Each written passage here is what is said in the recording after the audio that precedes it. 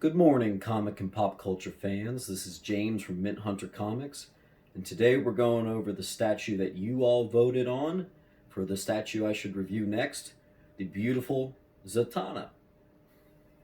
Cheers. Batman, your clumsy antics are no match for my sorcery. Don't worry, I brought an assistant. Surrender, Abra. Don't make me say it backwards.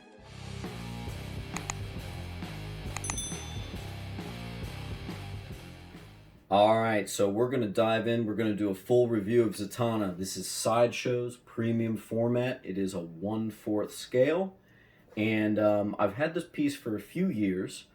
I came close to selling it a few times, but I can't bring myself to do it, especially since there hasn't been a new Zatanna been made since, at least in 1/4 scale, unless you go custom. So I'm pretty happy with it. So we're going to do a full review today, and we'll talk about what works and what could be improved. So let's start off with Sculpt. On the Sculpt on this is fairly simple. There's actually not a lot of detail. I'm going to save going over the Sculpt on the base until our base category.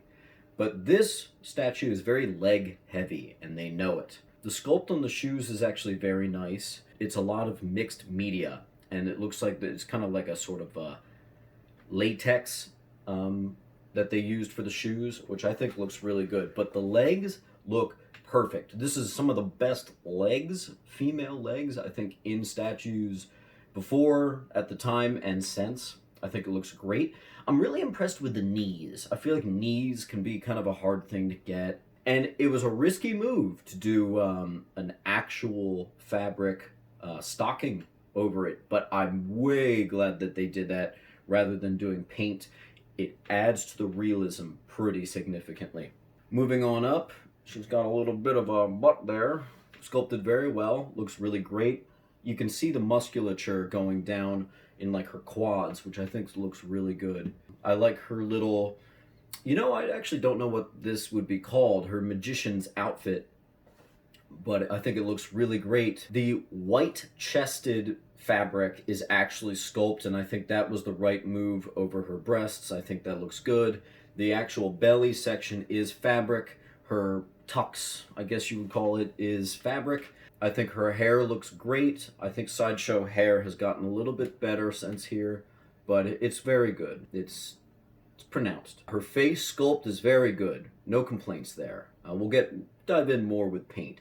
Her fingers are very articulated. I like how they did that. I like the buttons on her cufflinks and everything, and I really like in the back here how she's got the cards in her hand, and they did a good job on these cards. They look just like shrunken cards. They look very real. Guys, I'm going to give this sculpt an 8 out of 10. It's very solid, very respectable, and very nice.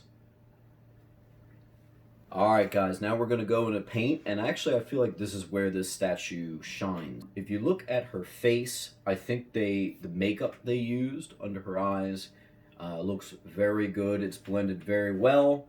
And it's the right amount. Zatanna does use a little bit of makeup here, so it looks good. The lipsticks were the right color choice. The breast area looks very nice. There's some very minimal shading. I like when they do minimal shading. When you do too much shading, it can kind of look awkward. So I think they did a really good job there. The bow tie actually, ironically, could use a little bit more shading. So that's just one thing.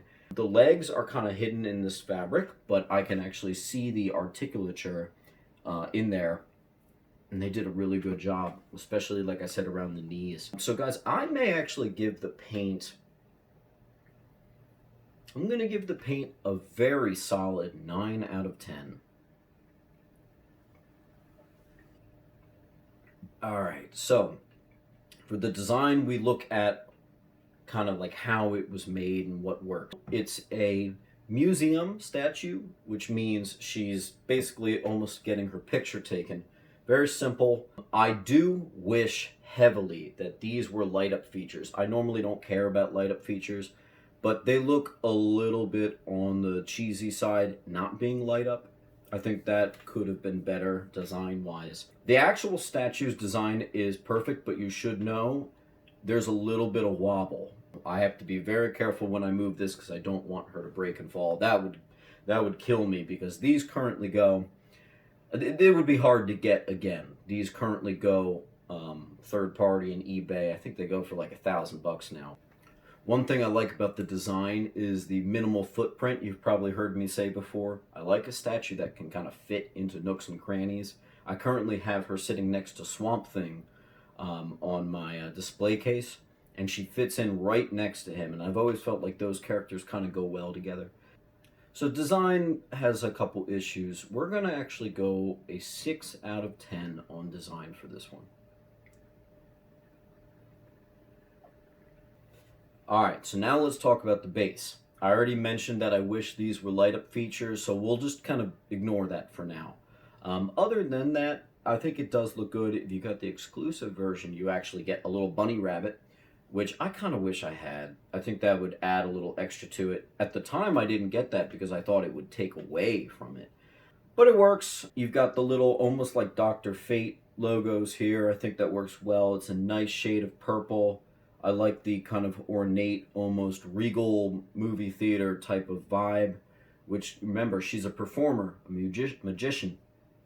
So that works well. The stage being just completely black, it's a little bit of a cop-out, but I mean, stages are pretty much black, so it makes sense, and because of that, I won't dock it for any points.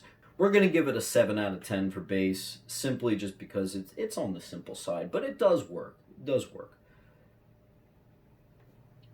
Alright, and now we're going to talk about pose, and this is a 10 out of 10 already, I'll tell you guys. I love the fact that she's got the cards in her hand behind her back. She's got pinkies up, holding on to her hat there. Classic magician top hat. The pose does really well to show off her legs, too. It makes it look like everything's flexed and muscular.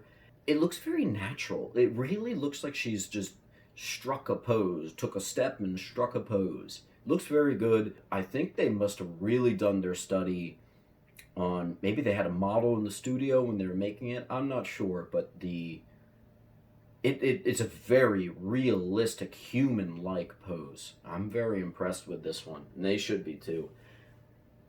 Wow. 10 out of 10. Alright, now we're going to talk about the proportions on this one. So, is it 1/4? Is it 1/3? This is 1/4. And then you have to ask the question, is it underscaled or overscaled? And I did the measurements, and it is just right. Some of the ones they had coming out on this at this time were ever so slightly overscaled. I can happily report that this is not one of them. I think they nailed the scale. And again, one thing to bring up in proportions, it does have a minimal footprint, so it can kind of slide into anywhere, fit into anywhere. That gets almost a bonus point for me. I'm always been a fan of minimal footprint. So proportions, we're going to go a 10 out of 10. Perfect. Alright guys, we're going to go into colors. And why is this on my list? Kind of sounds like sculpt and paint. It's actually not. It is different, because sometimes you have a statue with limiting colors, like Batman, and you have to make it work with those colors.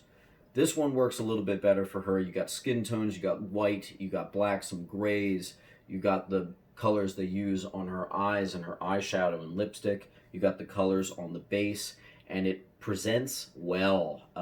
Any art student will tell you that the composition on this is very natural. It draws your eye forward. Minimal base with those purples makes it fit really well. The yellow on these lights works well. And it all drives your eye upwards to the black and white tux and her beautiful skin tones, which they nailed. So we're actually going to go a 10 out of 10 on the colors on this. Alright guys, now we're going to go with likability, which means, can I tell it's Zatanna? Yes, I can. I think it's because of the base showing that she's on stage. It's the hand behind the back with the wand with the cards. It's her the way she's holding onto her hat and that little smirk. She's a confident woman. If you've ever read or seen Zatanna, she knows what she's doing. She's always got a pep in her step. Great character, especially if you watch Justice League Unlimited. And for my final illusion, I'd like to pull a rabbit out of my hat. Trust me, it isn't as easy as everybody thinks. Come on, Bugs. Where are you?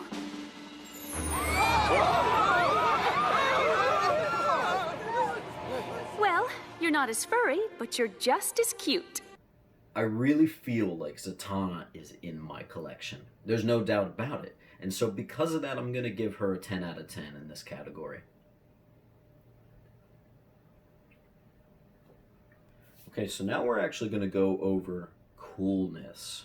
Coolness means, is it striking? When I walk into the room, does it blow me away? And that's tough with museum statues. A lot of times they don't blow you away. So first thing I see when I come into the room is legs. It just immediately strikes me as the leg statue. I don't know. It accentuates her legs so well. I like the confidence in the pose, as I mentioned. Her face expressions work really well, especially for Zatanna.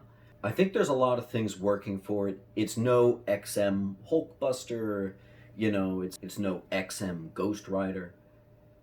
However, it does work. It is cool. But I'm going to give it an 8 out of 10. Can't get a 10 out of 10 for coolness. Alright guys, now we're going to go over the price. So there's a big difference in if you bought this then and if you buy it now. Right now, this goes for about $1,000 on eBay. And it will sell for $1,000. People want this statue. It is beautiful, it is nice, it is incredibly Zatanna, and it's kind of worth that, to be honest.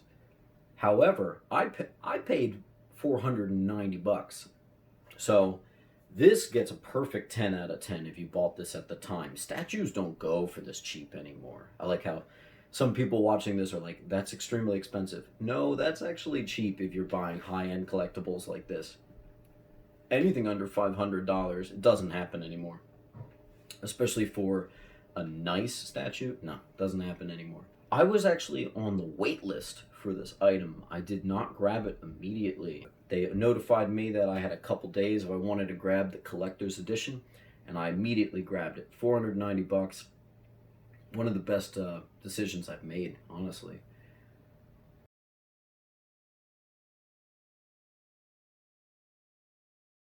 Alright, so our final score, and this is cumulative. It's not my overall impression. My overall impression is it's a 10 out of 10 every time, but if you dock it for the points, our full score is...